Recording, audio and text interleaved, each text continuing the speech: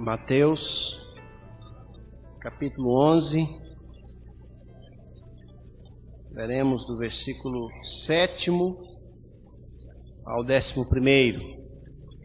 Diz assim o texto: Então, em partindo eles, passou Jesus a dizer ao povo, a respeito de João: Que saístes a ver no deserto? Um caniço agitado pelo vento? Sim, que saístes a ver? Um homem vestido de roupas finas? Ora, os que vestem roupas finas assistem nos palácios reais. Mas para que saístes? Para ver um profeta? Sim, eu vos digo, e muito mais que profeta. Este é de quem está escrito: Eis aí, eu envio diante da tua face o meu mensageiro, o qual preparará o teu caminho diante de ti. Em verdade vos digo, entre os nascidos de mulher, ninguém apareceu maior do que João Batista, mas o menor do reino dos céus é maior do que ele. Amém. Meus irmãos, meus amigos, convidados, possivelmente, se eu perguntar aqui, se existe alguém aqui no santuário que gostaria de ser uma pessoa usada por Deus, um instrumento nas mãos de Deus, a resposta seria sim. Duvido que alguém que entrou aqui na casa de Deus diga: olha, eu não quero. Todos nós diríamos: eu quero ser usado por Deus. Eu quero ser um agente, um instrumento. Quero ser uma luz. Quero brilhar. Quero que pessoas louvem a Deus por causa da minha vida. Quero que pessoas, quando forem agradecer a Deus pelas vidas que foram usadas para edificá-las, que o meu nome seja citado em oração. Eu quero que Deus me use. Eu não quero passar por essa existência com uma vida vazia, fútil, negligente. O meu desejo é que Deus me use. Todos nós queremos isso. E quando nós olhamos para a Bíblia, nós vamos encontrar pessoas que verdadeiramente foram usadas por Deus. E destas pessoas usadas por Deus, uma delas, o próprio Salvador Jesus dá testemunho de que era uma pessoa usada por Deus. Isso aqui é maravilhoso. João Batista. João Batista não foi um instrumento citado por Paulo, nem por João Evangelista, por ninguém.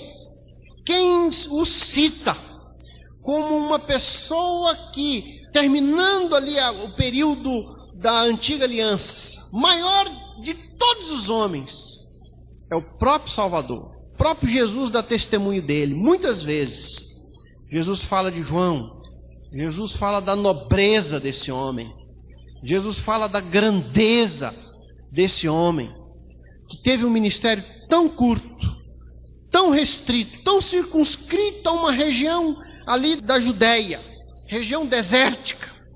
Viveu uma vida muito pobre, muito simples, com um cardápio muito limitado, vestindo de peles de animais, mas um homem cuja relevância tocou até as faculdades mentais do próprio Salvador Jesus, que é Deus, quando ele diz que dentre os nascidos de mulher não existe uma pessoa que seja maior do que João Batista. Um homem usado por Deus, usado, um instrumento, uma ferramenta. Muito curta a sua vida, muito curto o seu ministério, mas de um impacto, de um rompante, de uma presença tão grande, que Jesus dá testemunho dele. Toda pessoa que quer ser usada por Deus, que quer ser um instrumento, pode aprender com esse João Batista, esse homem do deserto, esse homem simples, algumas das maneiras que Deus age, e olhar nele e encontrar o perfil de uma pessoa a quem Deus usa. Qual é o perfil de uma pessoa a quem Deus usa espelhado aqui na vida de João Batista. Primeiro, Deus usa uma pessoa consciente do seu chamado. Quando João, se nós formos para João capítulo 1, a primeira expressão que se tem de João no versículo 6 é que houve um homem enviado por Deus, cujo nome era João. Houve um homem enviado por Deus. E João tem essa convicção, irmãos e amigos, de que a sua existência, a sua passagem por aqui, era porque ele era uma pessoa enviada por Deus. Deus queria que esse homem fosse o que foi, que falasse o que falou, que vivesse como viveu. E essa convicção de que nós somos enviados por Deus, que Deus tem um plano através de nós, é isso que nos move, é isso que nos direciona, é essa a nossa paixão. Porque se nós não tivermos uma noção de que nós não estamos aqui por acaso, que nós não estamos fazendo parte dessa geração, desse momento histórico por acaso, nós não seremos nada, nós não faremos nada. Nós seremos apenas um número a mais, uma pessoa a mais, uma conta bancária a mais. Mas se nós tivermos a noção de que Deus nos chama, que Deus pode nos usar, que Deus pode fazer com que eu seja tão instrumento dele quanto os apóstolos, quanto o próprio João, se eu tiver essa noção, essa convicção plena, então eu serei usado por Deus. É o primeiro perfil. Dizem, aliás, ouvi isso quando estava naquele Comiban Internacional no México, que chegaram num homem que foi enviado para uma ilha, aliás, queria ser enviado para uma ilha, nas Filipinas, se não me engano, e quando aquele consultor missionário disse assim: jovem, qual o motivo que você me dá para a minha missão enviar você para essa ilha? Ele diz: porque Deus quer, e mais nada. O motivo é: Deus quer. E aquele missionário testemunhando falou: então você vai, porque quando Deus quer, então você tem convicção disso, então você vai. Houve um homem enviado por Deus, uma convicção plena de que Deus tinha um plano para a sua vida. E se você e eu queremos ser usados por Deus como instrumentos, nós nunca podemos perder essa noção histórica, sociológica. Nós estamos aqui porque Deus tem um plano através de nós. Deus tem um plano através de você. A Bíblia, ela vai nos mostrando que na sua soberania e onisciência, Deus nunca criou uma pessoa por acaso. Ele não faz isso. Nós não somos um acidente. Nós não nascemos e Deus diz: olha, nasceu mais um. Ele nos forma. A Bíblia nos informa que Deus nos conheceu antes de nascermos. Salmo 139. Que Deus tem um projeto, um plano para nós. Que Deus desenhou um caminho, um ministério. E Ele quer nos usar. Ele quer que nós sejamos instrumento nas suas mãos. E uma pessoa, para ser usada por Deus, tem que ter essa convicção. Todos nós somos chamados por Deus. João 15:16 diz que não fostes vós que me escolhestes, diz o Salvador. Pelo contrário, vocês não me escolheram. Eu vos escolhi a vós outros. Não só vos escolhi, diz o texto, mas vos designei para que vocês possam ir, para que vades e deis fruto, e o vosso fruto permaneça. Jesus tem essa convicção de que aqueles que o seguiriam, que os crentes, os que seriam seus discípulos, não o escolheram, mas Ele os escolheu e os designou para que eles fossem e dessem frutos e frutos permanentes. É nesse sentido que essa comunidade, que os irmãos e amigos que estão sentados aqui, todos fazem parte de uma sociedade, de uma comunidade que tem que ter essa convicção de que Deus tem um plano para a sua vida. Você tem que olhar para você e dizer: Deus tem um plano para mim. Quando olhar no espelho, Deus tem um plano para mim. Quando for dormir, Deus tem um plano. Quando for escolher uma profissão, Deus tem um plano. E essa é a convicção. Uma pessoa consciente do seu chamado. 1 Coríntios 15, 58. Paulo vai no final, quando vai falar da ressurreição, da motivação para servir a Cristo, ele diz que nós devemos ser sempre abundantes na obra do Senhor, sempre constantes e abundantes, porque no Senhor o nosso trabalho não é vão. 1 Pedro 2,9, Pedro diz que todos nós somos sacerdotes, e não só o pastor. Aliás, eu gosto muito de falar isso aqui na igreja.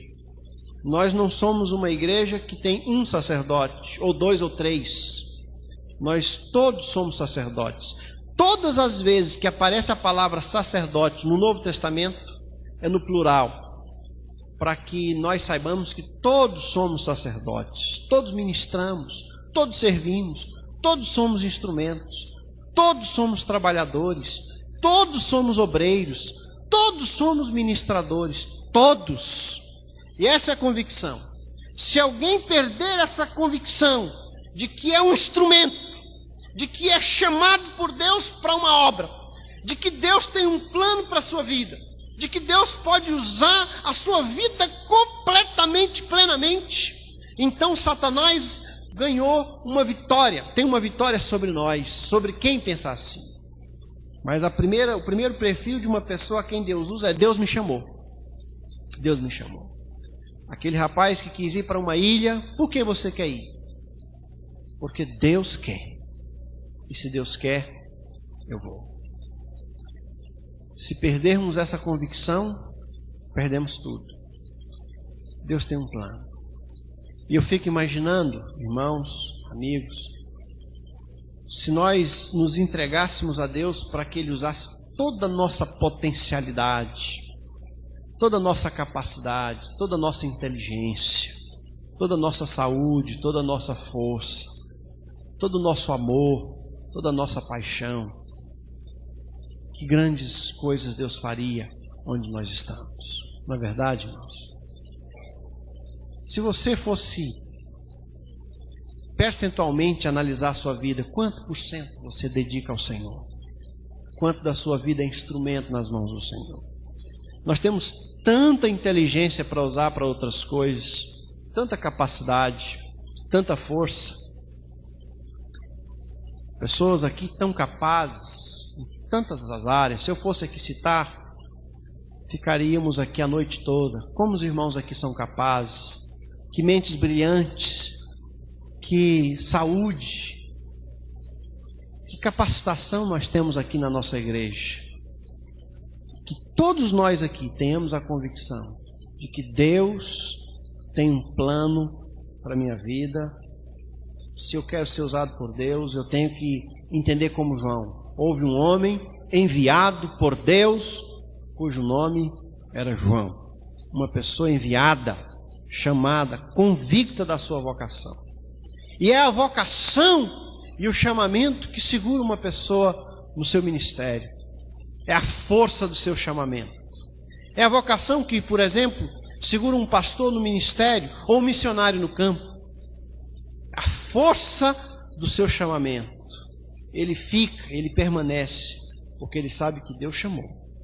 E se Deus o chamou para aquilo, nós não podemos voltar atrás. Aquele que coloca a mão no arado e volta para trás, não é apto para o trabalho. Convicção de chamamento.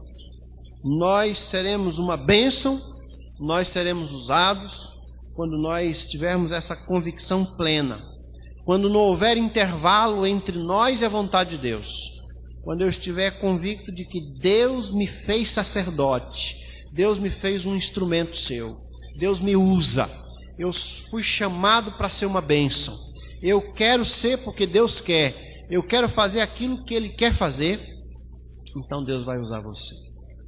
Uma pequena ilustração que li na biografia de Moody. Quando Spurgeon visitou os Estados Unidos pela primeira vez, Spurgeon, bem jovem, começou a pregar aos 19 anos. E ele, pregando naquela igreja, um rapaz de 17 anos entrou, era Moody, recém-convertido. E Spurgeon falou uma frase que ficou martelando na cabeça de Moody.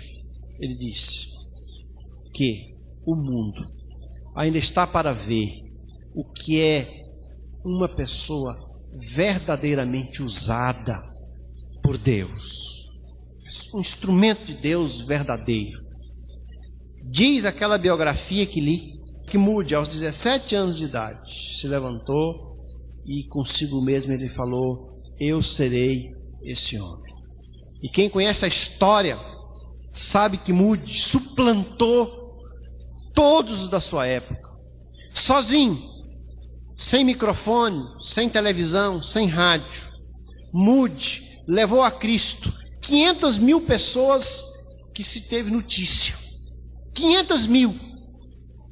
Quase a população de todo o plano piloto.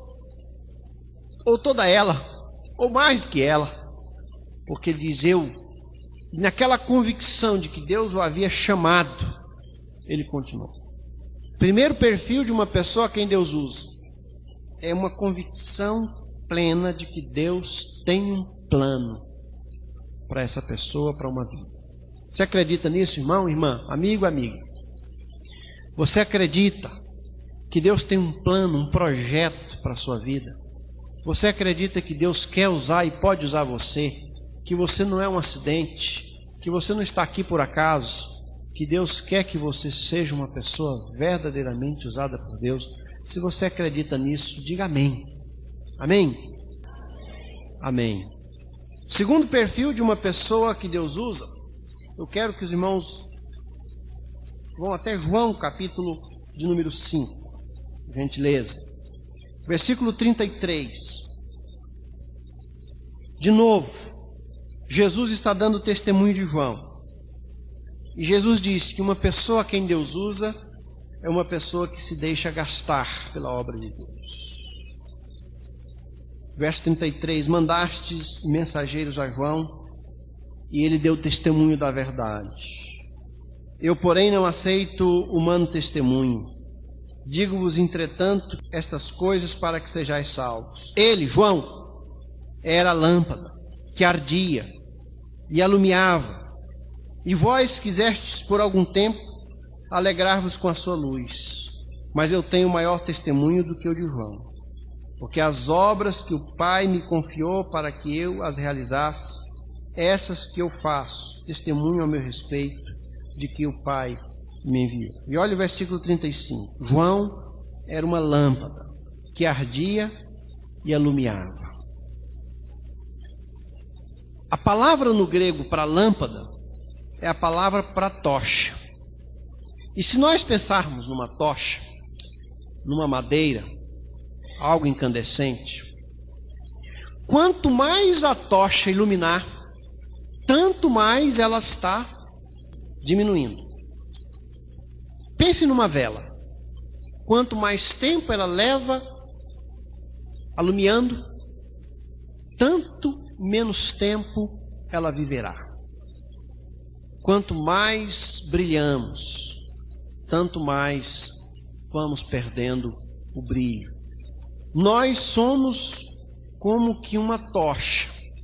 Nós não somos como o sol que tem luz em si mesmo. Nós somos como uma lâmpada. E quando Jesus dá testemunho de João, diz que João era uma lâmpada. E a característica de uma lâmpada é que a lâmpada se gasta. A lâmpada perde o seu resplendor porque ela é finita. Mas ela não se preserva. João não se preservava, ele se gastava. Daí eu dizia no início que o ministério de João foi tão curto, tão pequeno. Ele aparece no deserto. Quando Jesus está pregando, aparece, ele diz, eis o Cordeiro de Deus que tira o pecado do mundo. Quando Jesus se afasta e desce para outra região, João é preso. Pouco tempo depois é decapitado. E Jesus diz, ele brilhou, e brilhou tanto, mas a sua luz foi se apagando. Qual a lição para nós aqui, irmãos e irmãs? É que uma pessoa que quer ser usada por Deus se deixa gastar. Uma pessoa usada por Deus não se entende como a luz, mas como uma luz, uma tocha. Cito um pregador mexicano que essa semana li a respeito dele, já falecido, Marcelino Ortiz, que certa vez disse que algumas pessoas querem brilhar sem arder e querem arder sem se consumir. Querem brilhar, mas não querem arder. Querem arder, mas não querem se consumir. Pessoas que não se gastam. Pessoas que querem servir ao Senhor, mas que não se gastam. Querem servir ao Senhor, mas não podem se cansar. Querem servir ao Senhor, mas não podem andar. Querem servir ao Senhor, mas não colocam o seu carro à disposição. Querem servir ao Senhor, mas não colocam o seu dinheiro à disposição. Querem servir ao Senhor, mas não colocam a voz à disposição. Querem brilhar sem arder. E querem arder sem se consumir. E o que Paulo fala para nós em 2 Coríntios 12:15? Eu de boa vontade me gastarei e me deixarei gastar em prol da vossa vida. Nós estamos num tempo, irmãos e amigos, onde a palavra poupar, economizar, é muito comum. E não só poupar dinheiro. Parece que o sonho de todo brasileiro é terminar a sua vida numa boa rede, amarrado em 2 coqueiros, numa praia, no litoral qualquer. Um coqueiro de cá, um coqueiro de cá, e ele com chapéu ali no rosto, numa praia. Parece que o sonho da maioria de nós é terminar a vida com uma boa aposentadoria, tendo dinheiro para viajar, passear, para fazer as coisas. Poucos de nós têm a mesma intenção que João Batista teve. Eu vou me gastar, ou Paulo, de arder, de brilhar, de deixar a sua luz brilhar agora, de fazer diferença, impacto nessa geração, independentemente do que vem depois. Nós somos muito amigos do conforto, amigos dos prazeres, amigo das férias, amigo da comodidade. Queremos servir ao Senhor. Como eu disse no início, se eu perguntasse se alguém aqui quer ser uma bênção, quem não quer? Mas quem quer se gastar? Quem quer pagar o preço? Quem quer se consumir? Quem quer arder? Quem quer se extinguir? Quem quer se anular muitas vezes por causa da obra de Cristo? Poucos de nós. E o perfil de uma pessoa a quem Deus usa é uma pessoa que gasta seu tempo, seu esforço, seu talento, seu dinheiro, sua saúde. Quando nós vamos lendo a história dos heróis da fé, nós achamos às vezes que eles tinham um contexto tão propício para que eles se tornassem heróis. Li, por exemplo, nas férias, a biografia de Whitefield, que viveu num contexto assim. Quando a rainha da Inglaterra era protestante, mandava chamar esse homem para ele ser pastor. Ele vinha para a corte e começava a pregar em todos os lugares. Quando subia uma rainha católica, ele tinha que pegar sua família e sair correndo. Ia para outro país ou ia para a zona rural, porque a rainha queria matá-lo. Depois a rainha, veio um rei, crente de novo, vinha esse homem. E foi assim que ele vivia a sua vida cristã. Mas viveu cada dia ardendo e intensamente na obra do Senhor. João Batista não se poupou. Aliás, que vida triste a de João Batista. Esses dias eu estava pensando tanto em Isabel como em Maria, mãe de Jesus, Isabel, mãe de João Batista, quando elas se encontraram ali, que Isabel já grávida, 6 meses, e encontrou Maria também grávida. Que aquelas mulheres naquele encontro, onde ambas louvaram ao Senhor, onde Maria faz um cântico, onde Isabel também louva ao Senhor, ali naquele momento de engrandecimento ao nome de Deus, elas não imaginariam que os seus filhos teriam um fim tão trágico. João Batista foi decapitado, morreu numa prisão, abandonado em Jerusalém, e Jesus morre crucificado. Talvez elas não imaginariam isso, mas também elas não imaginariam que esses dois, tanto João Batista como um homem profeta, como Jesus, teriam seus nomes escritos na eternidade. Seriam pessoas tão usadas por Deus, que hoje, tantos anos depois, milhares de anos, 2000 anos se passaram, e nós estamos aqui lembrando a história de um homem, um peregrino do deserto, um homem que nunca vestiu uma roupa convencional, vestiu peles de animais, uma pobreza sem fim, mas que Jesus disse que não há sobre a face da terra, ou não havia até aquele tempo, um homem tão grande no reino de Deus como foi João Batista. Mas ele se gasta, ele se dedica. Paulo diz: eu me gasto, eu me gastei, eu me gasto e me deixarei gastar em função da obra de Deus. Eu faço a aplicação aos irmãos. Quantos nós gastamos? Quanto nós nos gastamos? Quanto custa, por exemplo, a sua vida de oração? Quanto custa a sua vida de leitura da Bíblia? Quanto custa o seu ministério? Quanto você gasta? Quanto você anda? Quanto de quilometragem tem o seu carro para o trabalho de Deus? Quanto do seu dinheiro é de Deus? Quanto do seu esforço? Quanto do seu fervor, do seu amor? Quanto da sua força? E se nós formos sinceros nesta hora, irmãos e amigos, talvez cheguemos à conclusão que muitos de nós está passando pela existência, está passando pela vida, sem se gastar na obra do Senhor. Nós seremos mais um. Nós não teremos o nosso nome na galeria dos que se gastam pela obra de Deus. Paulo diz: eu me gastarei e me deixarei gastar. Vale o sacrifício, irmãos e amigos, vale o sacrifício de se gastar em prol da causa do Senhor. Esse é a segunda característica, perfil de uma pessoa a quem Deus usa. E uma pessoa que não quer se extinguir. Se queremos ser uma bênção, devemos nos deixar gastar pela obra de Deus. Amém. Terceiro e último perfil. Uma pessoa a quem Deus usa é uma pessoa que se diminui para que Cristo cresça. Nós estamos em João capítulo 5. Voltem para o capítulo 3, versículo 30. João Batista está falando agora a respeito do Salvador.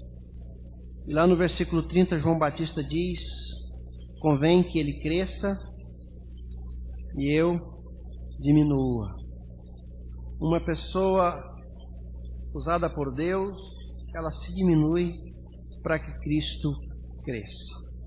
Convém que ele cresça e convém que eu diminua. Interessante. João Batista tinha tudo para crescer em detrimento de Cristo. Primeiro, porque ele veio antes de Cristo. Quando Jesus aparece pela primeira vez às margens do Rio Jordão, e João diz: eis o Cordeiro de Deus que tira o pecado do mundo, João Batista já estava pregando há alguns meses. João Batista já tinha alguns discípulos. João Batista já era considerado para as pessoas ali uma incógnita. Houve um tempo em que, discutindo a respeito de João Batista, uns diziam: é um profeta, é Elias que voltou. Chegaram a compará-lo a Elias, um dos profetas mais venerados na tradição judaica. Elias que desceu fogo do céu. O compararam a Elias porque Elias também se vestia de pele de animais. É Elias. Outro dizia: é um profeta. Houve até quem achasse que João Batista fosse o próprio Salvador, quando disse que ele veio, mas não era luz, mas que as pessoas acharam que ele era luz, quiseram se alegrar com a sua luz. Tamanha a sua envergadura espiritual, o seu ministério. Ele era grande, ele era temido. próprio Herodes tremia diante de João Batista. Aliás, a causa da morte de João Batista foi porque Herodes o temia, porque João Batista era corajoso e falava: olha, você está dormindo com a mulher do teu irmão, encarando o rei, confrontando a política, o imperador. Aliás, o rei, ele era corajoso, intrépido, independente, não tinha ninguém por trás dele, não tinha nenhuma ordem religiosa por trás, autonomia, uma palavra dura, profética, veemente. As pessoas tremiam diante dele, pessoas vinham, soldados vinham a ele. Ele é grande, ele tem discípulos. E quando vem o Senhor Jesus passando perto dele, ele olha, está ali no Rio Jordão, e quando Jesus chega, vai chegando, ele ali rodeado de discípulos, de pessoas, ele diz: ali vem um, e aquele ali é o Cordeiro de Deus que tira o pecado do mundo. E ele que batizava, agora ele diz: Senhor, eu quero ser batizado, não sou digno de desatar nem as sandálias dos teus pés.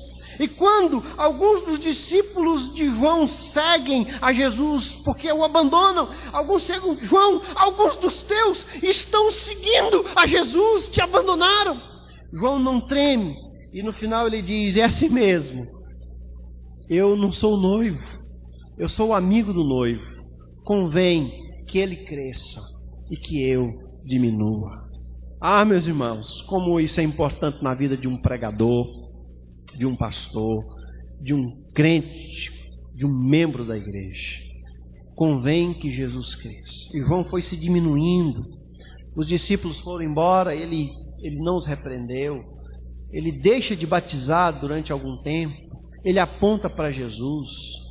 Ele vai se diminuindo, não questiona nada. Ele se diminui e diz: é importante que seja assim. Num tempo como o nosso, onde alguns vão crescendo diante dos nossos olhos, até critico publicamente alguns pastores que vão se intitulando cada vez mais, cada vez tem um grau maior, cada vez tem um rompante maior. Num tempo, meus irmãos, que alguns líderes vão se achando representantes de Deus em detrimento dos outros, dizendo que tem uma unção especial, uma visão especial, que a oração dele é maior, que o compromisso dele é maior. Num tempo desse, nós olhamos para João Batista e ele diz: convém que Jesus cresça e que eu diminua. Porque não dá para conviver com pessoas muito grandes e Cristo diminuindo. Me lembro, certa vez, que uma obreira convidou outra para pregar num culto no seminário. Eu estava lá. Então, a irmã que estava apresentando, a pregadora, falou assim: essa é uma grande serva de Deus. E eu fiquei pensando: ora, se é grande não é serva, se é serva não é grande. Porque não pode ser grande e ser serva ao mesmo tempo. Tem que ser como João, vai diminuindo, vai ficando pequeno, e Jesus vai brilhando. Convém que ele cresça. João rejeita a glória humana em favor de Jesus. Ele se diz indigno de desamarrar-lhe as sandálias dos pés, Lucas 3,16. E ele se entendia como uma voz. Eu sou uma voz no deserto.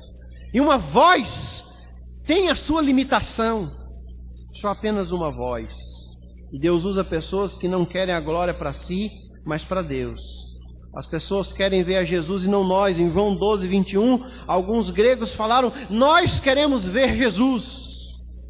Devemos nos diminuir para que Cristo cresça em nós. Nós devemos ficar menores para que Ele cresça. Nós somos os vasos de barro, segundo Coríntios 4:7. Mas a excelência é o Salvador. Observem essa comparação que Paulo faz de nós, irmãos, amigos. Paulo diz: dentro de nós há uma excelência, mas nós somos vasos de quê? De barro. Quando alguém tem um bom perfume num vaso de barro, a pessoa não vai àquele lugar, aquele objeto, por causa do vaso. É de barro. A pessoa vai por causa do perfume. Paulo vai nos dizer que nós somos vasos de barro. Eu sou barro. O que faz diferença nesse homem que está aqui na frente, irmãos e amigos, não é o homem, não é a casca, a cara, a conversa, o jeito. O que faz diferença em mim e em você é o que está dentro de mim, é o que está dentro de você, é Cristo. E se esse homem exterior quiser crescer, se eu quiser colocar a minha vontade, o meu desejo, a minha força prevalecendo, então a excelência que está dentro de mim, Cristo, vai diminuindo. Mas uma pessoa a quem Deus usa é uma pessoa que diz assim: olha, convém que Jesus cresça, que Ele salte, que Ele brote, que Ele aflore, que Ele seja transpirado. Convém que Jesus brilhe e eu diminua, que eu fique pequeno e Ele grande, que eu me anule e Ele apareça, que Jesus seja engrandecido e eu diminuído. Porque quando esse pregador, quando qualquer um de nós quiser aparecer, crescer, ser grande, ter títulos, ser nobre, fazer a casca brilhar mais do que a excelência, então Cristo não aparece. Acho interessante e triste que quando os magos tiveram notícia de que Jesus havia nascido, o rei dos judeus havia nascido, eles foram procurar Jesus no lugar certo. Eles foram para Jerusalém, porque eles julgavam que lá era o lugar onde o rei dos judeus deveria nascer. Mas quando ele chega e diz: onde está o recém-nascido rei dos judeus? O próprio Herodes diz: ele não está aqui, ele não está. Como não está? Tanta suntuosidade, o trono, a grandeza, a beleza, a riqueza, mas ele não está aqui. Essa é a mesma expressão de John Wesley, quando ainda no século XVII, ele, membro e pastor da igreja anglicana, a igreja mais suntuosa do mundo, a igreja mais rica, os templos maiores do mundo. Quando John Wesley chegou e disse assim: olha, nós temos a maior igreja do mundo, mas Cristo não está mais aqui. E fundou a igreja, a sua pequena paróquia, a igreja, que hoje é uma grande igreja metodista. Quando nós queremos crescer, Cristo não cresce. Mas uma pessoa a quem Deus usa, ela ora e diz: Deus, cresça em mim, transborda em mim, quebra o vaso, deixa o perfume do Senhor prevalecer. Eu concluo dizendo aos irmãos e amigos, dizendo que João começou o seu ministério mostrando Jesus, o Cordeiro de Deus que tira o pecado do mundo. E quando João morre, Jesus diz que dos nascidos de mulher, ninguém foi maior do que João. Quando João morre, algumas pessoas disseram assim, em João 10, 41 e 42, João não fez nenhum sinal, porém tudo quanto disse a respeito deste, de Jesus, era verdade, e muitos creram nele, em Jesus. Por causa do testemunho de uma pessoa que não brilhou mais do que devia, não chamou para si a atenção, mas muitos creram em Cristo. Que Deus nos use como usou a João. Que Ele use a sua voz, irmão e amigo. Que Deus use o seu corpo. Que Deus use o seu dinheiro. Que Deus use a sua casa, o seu carro, o seu talento, a sua vida. Que tenhamos a plena convicção de que Deus nos chama e tem um plano para a nossa vida. Que nos gastemos na obra de Deus. Que não nos reservemos. Que não nos conservemos. Que não nos acomodemos. Mas que nós possamos fazer a nossa luz brilhar, ainda que aquilo nos consuma.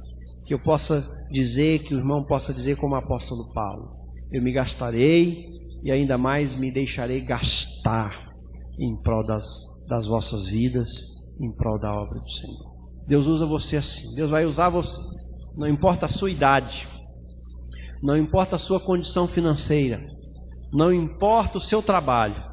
Se você se colocar à disposição de Deus, Deus vai usar você como um instrumento, como uma luz, como uma tocha, como usou João Batista.